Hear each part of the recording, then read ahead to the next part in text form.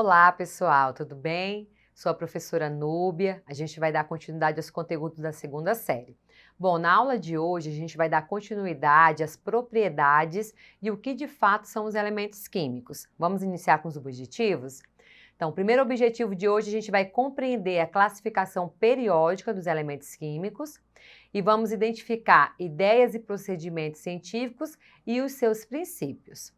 Bom, na aula passada a gente determinou o que era um elemento químico. A gente encerrou toda a parte da evolução dos modelos atômicos e a gente viu que o elemento químico ele é formado por um conjunto de átomos que apresentam as mesmas características. Que característica é essa? A mesma quantidade de prótons. Então, cada elemento químico é formado por uma quantidade de átomos e eles apresentam o mesmo número atômico.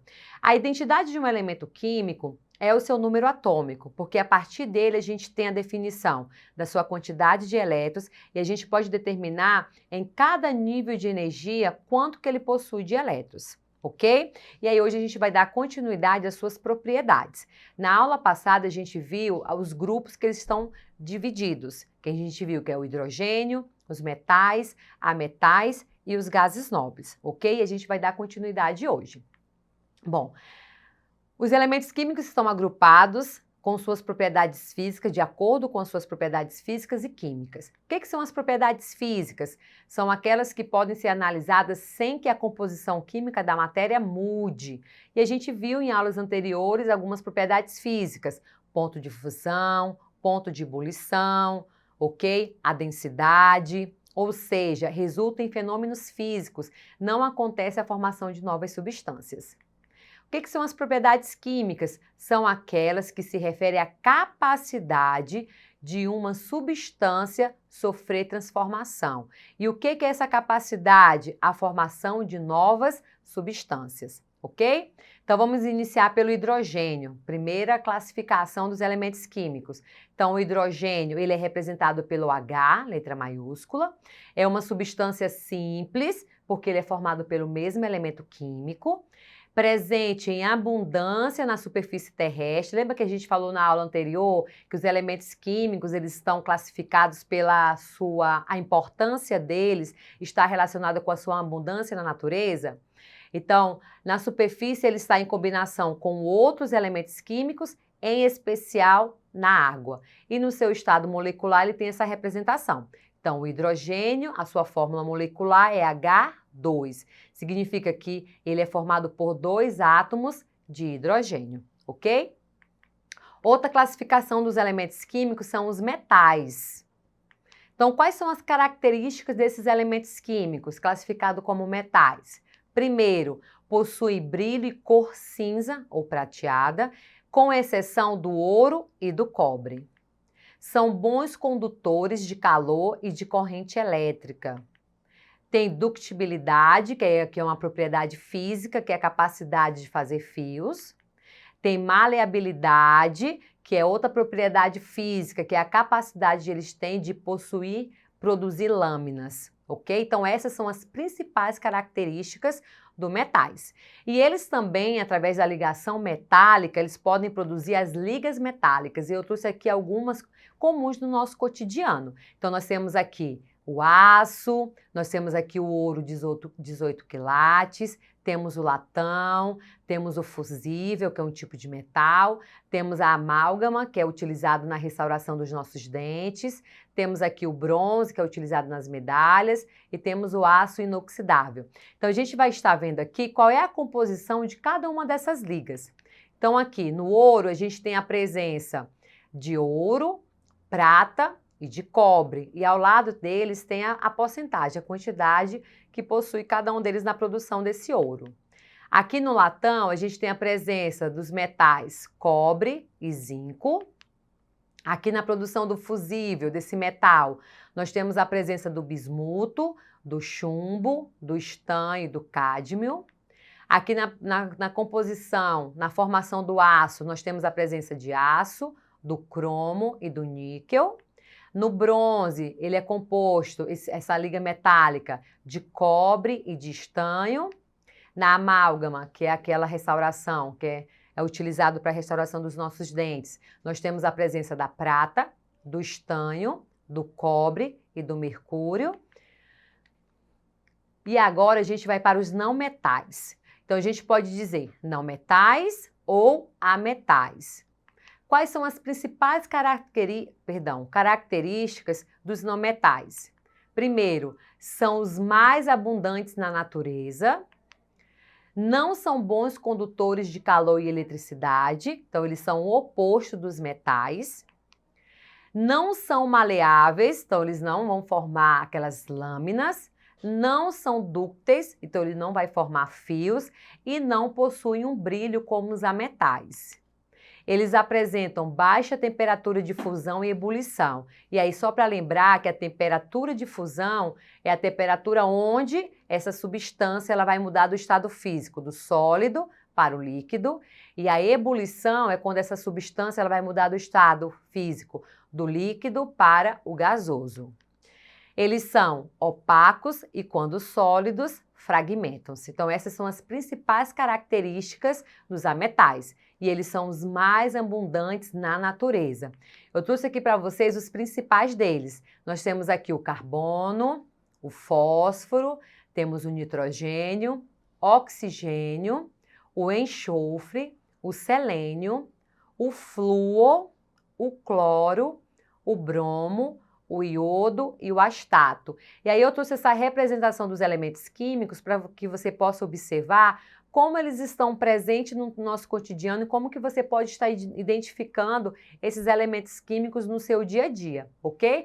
Então, o carbono está na base das moléculas da vida, o fósforo está aí na composição dos nossos ossos, o nitrogênio presente nas proteínas, o oxigênio presente no ar atmosférico, o enxofre presente no ovo, o selênio presente aqui nas copiadoras, que a gente utiliza para tirar xerox, o flúor no creme dental, o cloro na limpeza das piscinas, o elemento químico bromo presente nos filmes fotográficos, o astato utilizado na medicina radioativa e o iodo presente nos desinfetantes. Então, para que a gente possa estar observando aqui que esses ametais, eles estão bem presentes no nosso cotidiano, ok? Agora a gente vai conhecer os gases nobres. Quais são as principais características desse grupo de elementos químicos? No total são 6, e aí eles estão representados por essas letras. Nós temos aqui o hélio, o neônio, argônio, criptônio, xenônio e radônio. E aí você pode perguntar, professora, onde que estão esses elementos químicos? Eu posso encontrá-los no meu cotidiano? A gente vai já ver que sim, eles estão bem próximos de nós. E aí só para estar relembrando, como que os elementos químicos são representados? Se ele tiver apenas uma letra, a letra vai ser maiúscula, mas se for duas, lembra que a gente comentou na aula anterior? Se for representado por 2 letras, a primeira é maiúscula e a segunda é minúscula. E aí a gente pode estar observando aqui no símbolo dos elementos químicos classificado como gases nobres, ok? Primeira característica, a sua principal característica química é a sua grande estabilidade, ou seja, possui pequena capacidade de se combinar com outros elementos químicos, que aí ele é conhecido como um gás inerte, né? A inércia da química. Outra característica, possui a sua camada de valência completa. Professor, o que é essa camada de valência? Você estudou no ano passado, deve estar lembrando agora, que camada de valência é a última camada. Aquela camada onde a gente tem uma quantidade de elétrons e ele vai definir qual é a família desse elemento químico. Então, a gente sabe que na camada de valência dos elementos químicos, eles precisam possuir 2 ou 8 elétrons. Outra característica, eles fazem parte da composição do ar, sendo que eles compõem cerca de 0,93% do ar atmosférico. E eles não produzem nenhum tipo de reação química com outras substâncias. Por isso que eles são classificados e considerados como nobres de nobrezas, ok? E eles são encontrados isolados na natureza também, beleza? E na indústria, como que eles são utilizados? Qual é a aplicação desses elementos químicos no nosso cotidiano? Então, vamos lá? O gás hélio, né? Eu acredito que ele é o que vocês mais conhecem, que é um gás leve e ele é utilizado para encher os balões. Nós temos aqui o neônio, que é aquele gás utilizado nas lâmpadas neon, presente em lojas, lanchonetes e boates. Temos aqui o argônio, que aí ele é utilizado nos fios e filamentos dentro das lâmpadas de vidro, que é cheio de gás inerte, como o argônio, ok? Outra utilização do gás nobre, o criptônio, é um gás utilizado nas lâmpadas fluorescentes. Temos aqui o xenônio, que é o gás presente nos flashes de máquinas fotográficas. E temos aqui o radônio, que é um gás usado no tratamento de câncer na radioterapia. Então, o que a gente pode estar observando aqui? Que a gente está relembrando quem são os elementos químicos, quais são esses grupos principais que eles estão divididos e como a gente pode observar, eles estão constantes no nosso cotidiano. Então, você está diretamente em contato, né, com esses elementos químicos e usufruindo dos benefícios dessas propriedades físicas e químicas que eles apresentam, ok? Então, agora, para a gente dar continuidade da aula, a gente vai estar relembrando alguns conceitos sobre o método científico e qual é a importância do método científico dentro de tudo aquilo que a gente tem usufruído com os conhecimentos da química. E é isso que a gente vai estar vendo agora, ok? Então, assim, afinal, o que é o conhecer? Conhecer é representar cuidadosamente o que é exterior à nossa mente.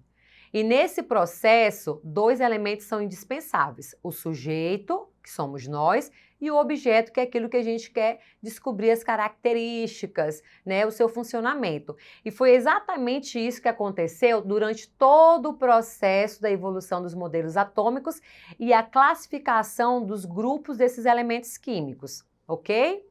Então, nós temos aqui, o sujeito é o elemento que conhece, o objeto é aquele que nós queremos conhecer. Sujeito, nossa consciência, e o objeto, a realidade, o mundo, os fenômenos. Lembra que a química, ela vem estudar os fenômenos da natureza. Então, o objetivo da química é estudar esses fenômenos, ok?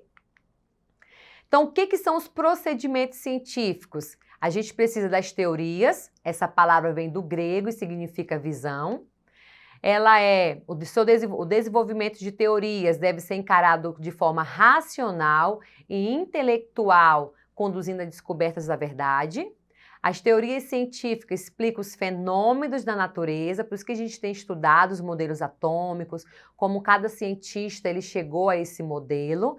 Essas hipóteses elas são testadas e relacionadas entre si. Então, a principal característica aqui dos procedimentos científicos, o método científico, é que a gente precisa da experimentação, para que a gente possa testar até chegar aos modelos.